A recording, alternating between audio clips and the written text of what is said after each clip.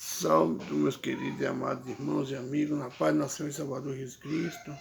Uma boa noite, hoje mais um dia de culto, quarta profética, a partir das 19h30, ali na Avenida da Paz, na igreja Assembleia de Deus, Ministério Unido de Cristo.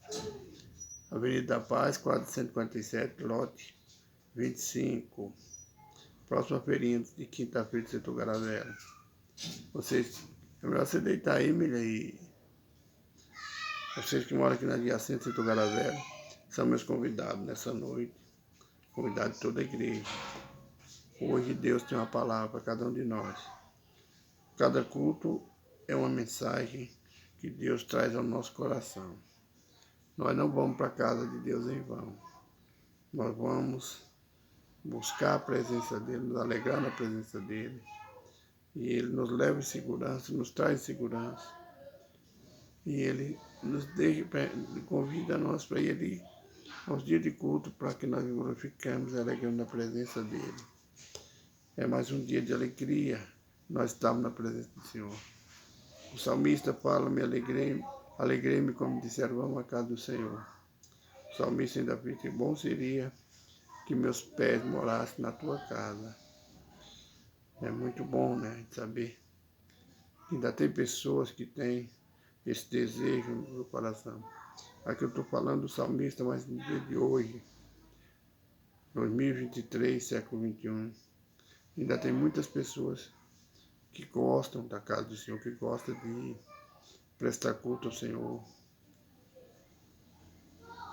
Mas tem aqueles também, infelizmente a gente tem que falar a verdade, que vão somente, é como se estivesse no seu trabalho. Vai ali assinar o ponto, cumpre o seu dia de trabalho e volta. Muitos vão só para agradar o homem, não para agradar a Deus. Infelizmente a gente tem que falar a verdade, né?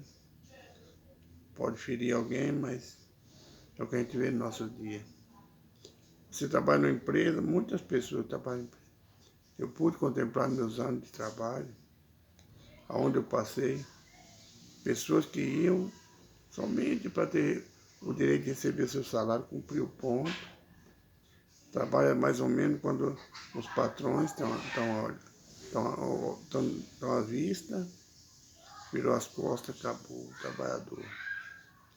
É assim um homem.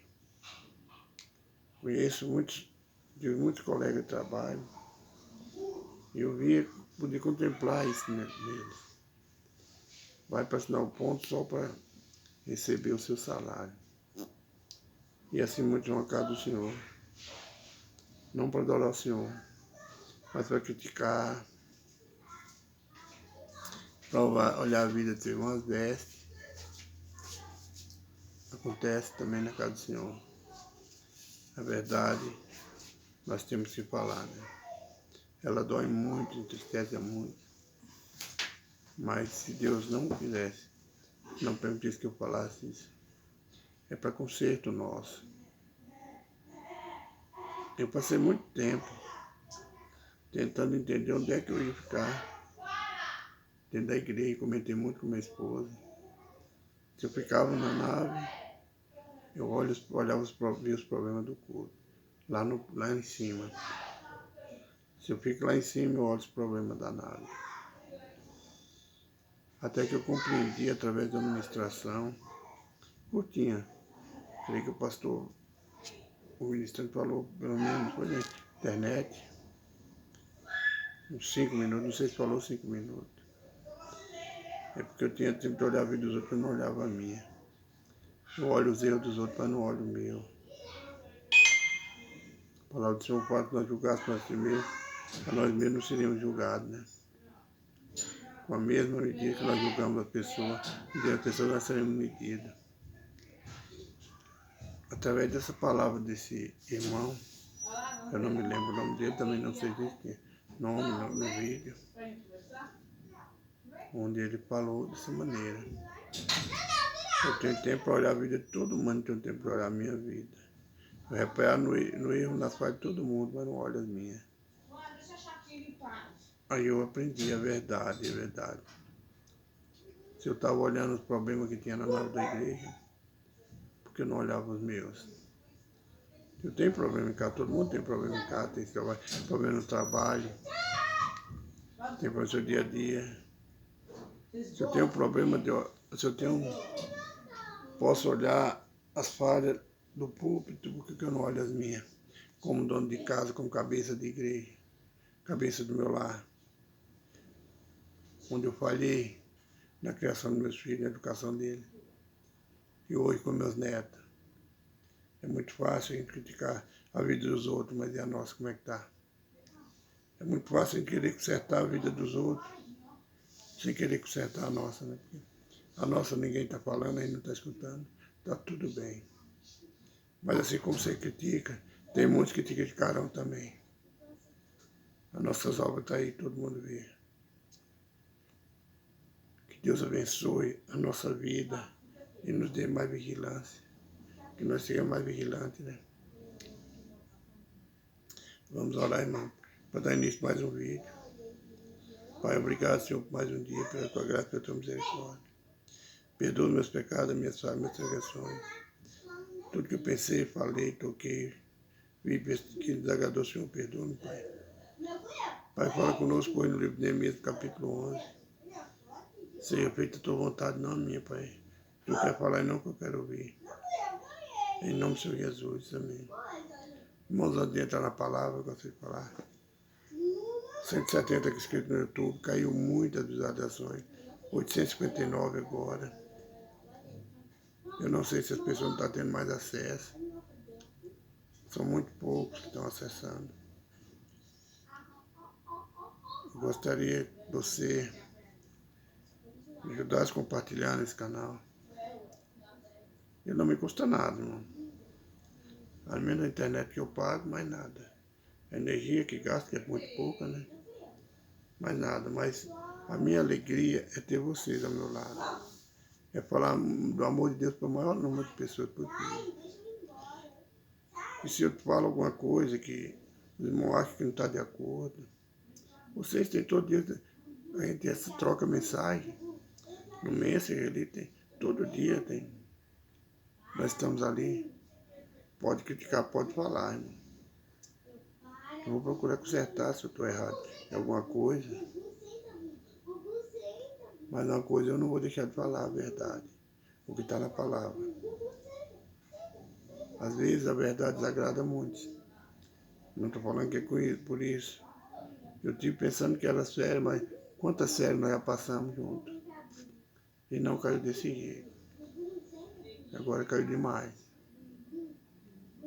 Aí na minha memória também a palavra do Senhor fala que por aumentar a iniquidade, o amor de muitos se esfriarão.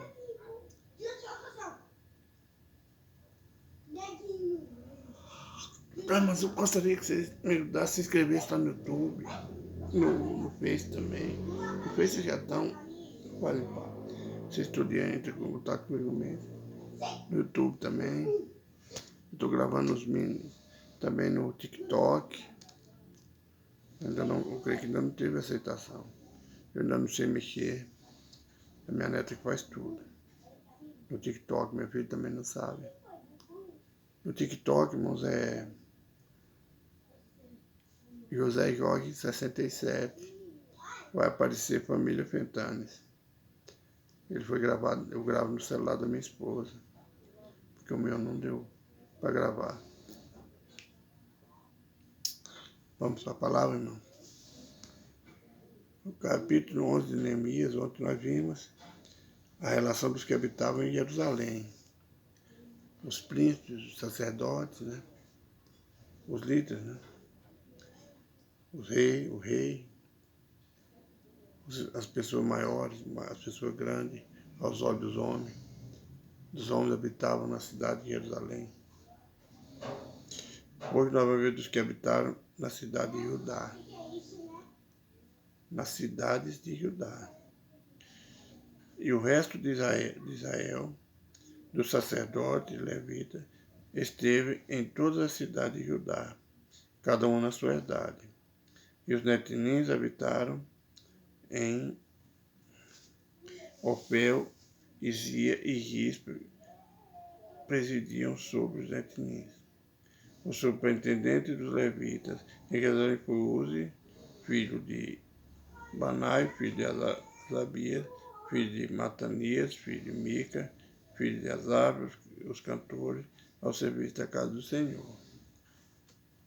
Porque havia um mandado do rei acerca dele, a saber, uma certa porção para os cantores, cada qual no seu dia. Nós vemos aqui as relações dos cantores, dos levitas.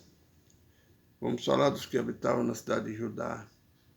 Eu creio que eram os menores, que eram menores, os agricultores, os trabalhadores, braçais. No dia de hoje nós diríamos os auxiliares domésticos, né, os serviçais, plantadores, que seria assim. Porque aqui diz na cidade de Jerusalém, o rei, os príncipes, os levitas, os levitas são os líderes dos levitas, não os que serviam no templo, mas que serviam no Santo Santo. Eu creio que seria assim. Aqui da relação deles, de cada um deles, como presidiam, como trabalhavam. Nós não vamos mencionar. Quando nós lemos esses nomes, eu lembro, quando eu estou lendo, eu paro para meditar. Como eu já falei ontem, falar de outras genealogias, tanto que Deus nos mostra que Ele não esquece de nós, que as nossas ações, nossa vida está constantemente patente aos olhos dele. Nada esconde aos olhos de Deus.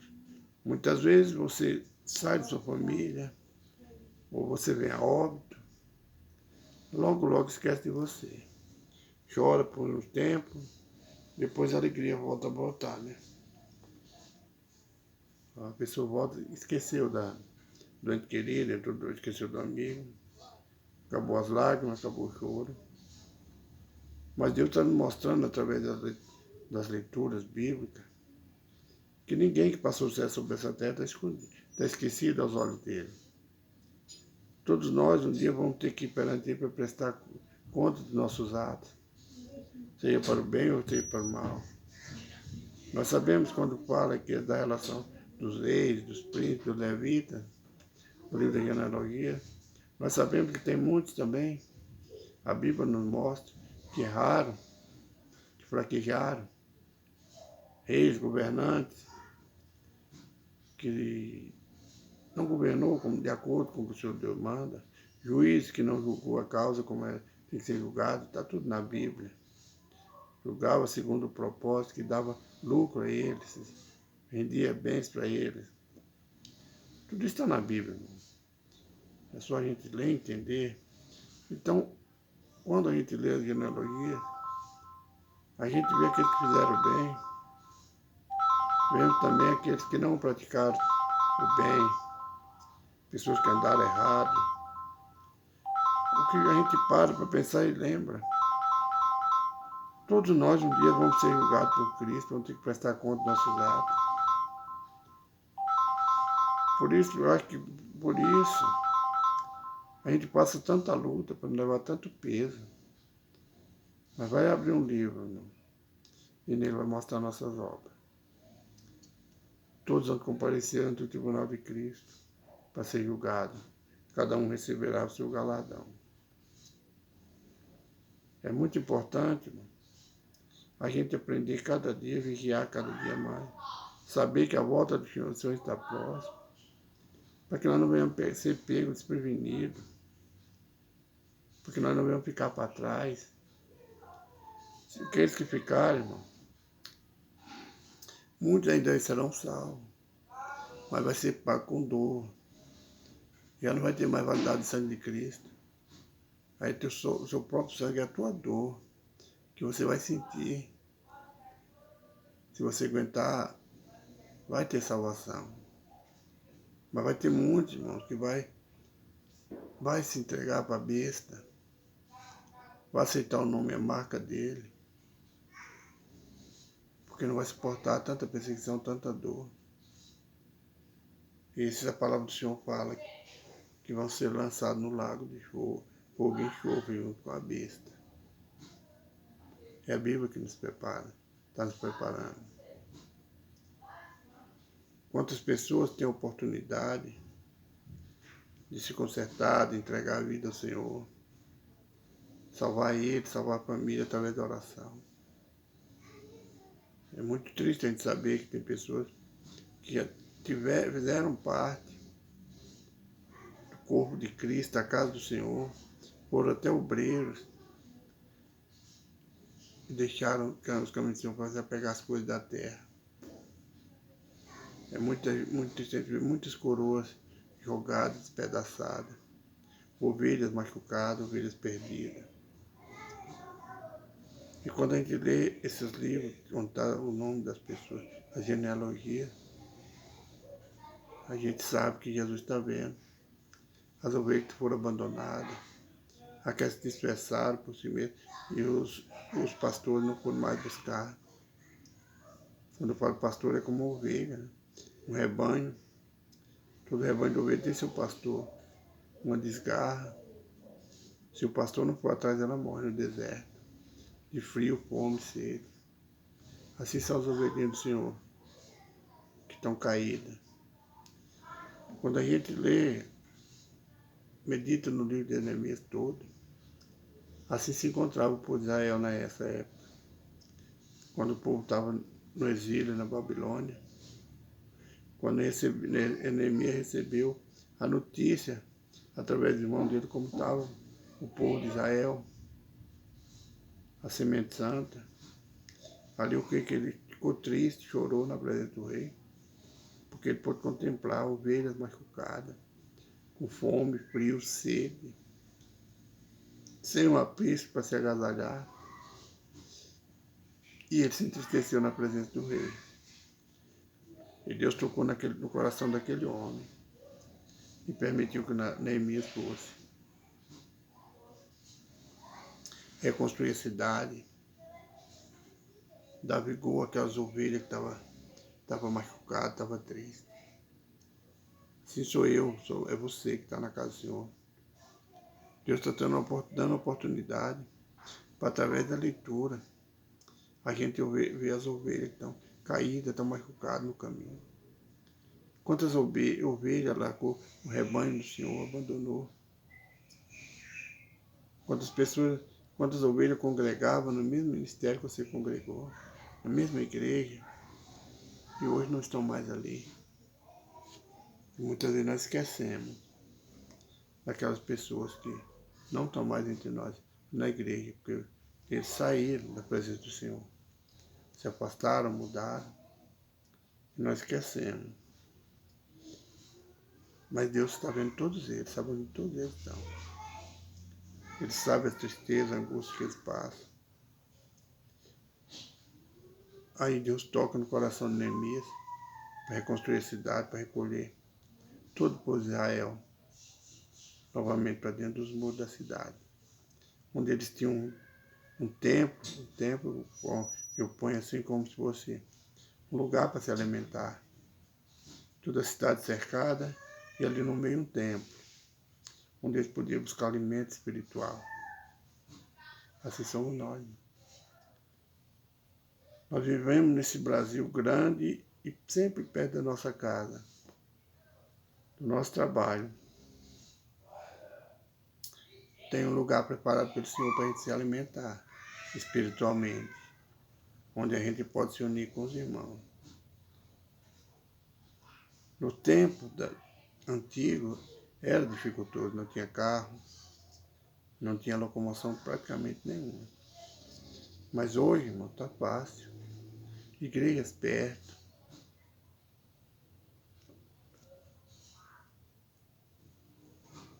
Bicicletas, motos para conduzir, né? Muitos podem ir a pé, ônibus, tem um coletivo, tem um táxi, tem Uber, tanta coisa, facilidade hoje, né? E nós sempre temos uma desculpa para não ir na casa do Senhor. Muitas desculpas é o cansaço, é o trabalho. Você imagina o povo de Israel ali junto com Neemias, de sol a sol, sereno, frio, calor, poeira demais, dia e noite, reconstruindo uma cidade. Mesmo assim, eles tinham uma hora, tiravam o tempo para ir adorar o Senhor. Acabava todo aquele trabalho, eles iam para a casa do Senhor adorar, agradecer, se alegrar na presença do Senhor. E hoje nós temos tanta facilidade, né? E não dispomos a, pelo menos, abrir a boca e agradecer ao Senhor. Agradecer pelo dia, pelo alimento, pela família. Por cada dia que Ele nos dá força para levantar, ir ao trabalho, voltar. A Bíblia é um lugar onde a gente procura entender o que Deus quer de nós. Ele quer que nós sejamos unidos. Ele quer que nós amemos como Ele nos amou. Ele quer que nós perdoemos como Ele nos perdoou. Ele quer que a gente restaure lares que o adversário tem destruído. Ele quer que a gente alimente, através da palavra dele, as ovelhas que estão caídas. O drogado, o cachaceiro, o homossexual, a prostituta, a alérgica, o bruxo, o macumbeiro. É o que ele quer de nós. Ele não nos chamou somente para esquentar a cadeira de igreja. Ele não nos chamou nós somente para andar com a Bíblia do braço, mostrando que nós vamos para a igreja, que nós somos cristãos. O verdadeiro cristão, ele ajuda os necessitados, os órfãos, ele ora uns pelos outros. Ele não se cansa de falar do amor de Deus. Como Neemias, ele não se cansou. Ele estava no palácio, abandonou tudo. A regalia que ele tinha ali lá, ele abandonou tudo. E foi a luta. E nessa luta para a construção dos muros de Jerusalém, para a reconstrução do templo, ele achou impedimento, achou inimigo. Aqueles que se levantaram contra ele, muitos até do povo de Israel mesmo, mas aqui fala de povos estrangeiros, Sambalate, um árabe, eu não lembro assim bem, mas pessoas que levantaram, puseram impedimento para a reconstrução da cidade, para a obra que Deus designou a Neemias fazer. Mas ele não fraquejou. Ele orou e continuou. Quando pediram para ele o nome das pessoas, para ele falar para o rei, ele não quis falar. Quando perguntou quem mandou, ele falou que ele não estava trabalhando por um, estava trabalhando por Deus do céu. É Deus nos dando sabedoria para saber a gente responder a razão da nossa fé.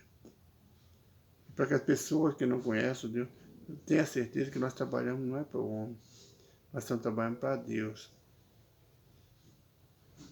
Essa palavra que eu deixo para vocês no dia de hoje. Lembrando que da divisão do povo de Judá, de Israel, como Deus trabalhou na vida deles, como foi reconstruído. Lembrando para nós que cada dia a gente pode reconstruir uma parte da nossa vida. Aquilo que nós perdemos, muitos perderam até a dignidade, né? Ele pode reconstruir. Muitos perdem a dignidade pelo álcool, pela droga, pela prostituição, pela avareza, mas pode reconstruir sua dignidade. O poder está na mão de Deus, é só buscar. E a sabedoria mora com Ele. Que Deus abençoe, irmão. Vamos orar. Senhor, meu Deus, obrigado, Senhor, por mais um dia, pela mais uma palavra, pela Tua mensagem, Pai. Obrigado pela vida de cada um dos irmãos, Pai. Pai, eu coloco agora, Pai, na Tua presença a nossa necessidade. Todos nós temos necessidade, o Senhor bem sabe. O Senhor conhece a necessidade de cada um de nós. Pessoas pedindo portas abertas. Pessoas pedindo ao Senhor que resolva uma causa na justiça. Pai. Pessoas enfermas, buscando a cura. Pessoas buscando o milagre do Senhor, Pai. Tudo está nas Tuas mãos, Pai. A honra, o louvor, a glória, toda dada a Ti. O Senhor é grande, o Senhor é poderoso, é majestoso. O Senhor é Deus que julga todas as causas. O Senhor é Deus que mata, que também dá a vida. O que fere, a ferida também cura, Pai. O Senhor é Deus que nos fortalece, Pai. Eu coloco cada um dos meus irmãos, das minhas irmãs. Coloco, Pai, minha família, Pai, nas tuas mãos. O meu lar, minha vida, para o Brasil. E peço, Senhor, Pai, clamo pela misericórdia do Senhor sobre nossas vidas. Sobre essa terra chamada Brasil, Pai. Toca no coração, Pai, dos governantes desse país. Para que venha, Pai, cumprir o mandamento do Senhor. Venha dirigir com sabedoria do Senhor, Pai. Tira toda a avareza, Pai, do coração do homem. Toda a mediocridade, tudo que não vem do Senhor, Pai. Repreende o mal sobre essa nação, sobre a nossa vida. Toma as escolas, Pai, nas tuas mãos, Pai. Estamos aí quase voltando o tempo de aula de novo, Pai. Está chegando o fim das férias. Toma os hospitais, Pai, nas tuas mãos, os presídios. As ruas, Pai, onde tem muitas vielas, muitos becos. Onde tem muitas pessoas se prostituindo, se drogando, Pai. Socorre essas vidas, Pai. Salva, Pai, pela grandeza do teu amor. Pai, abençoa as famílias, Pai, restaura os lares. Em nome do Senhor Jesus. Amém. Meus irmãos, minhas irmãs, que Deus abençoe. Tenha uma boa noite de repouso. Fica na paz do Senhor e Salvador Jesus Cristo. Um abraço do irmão Jorge.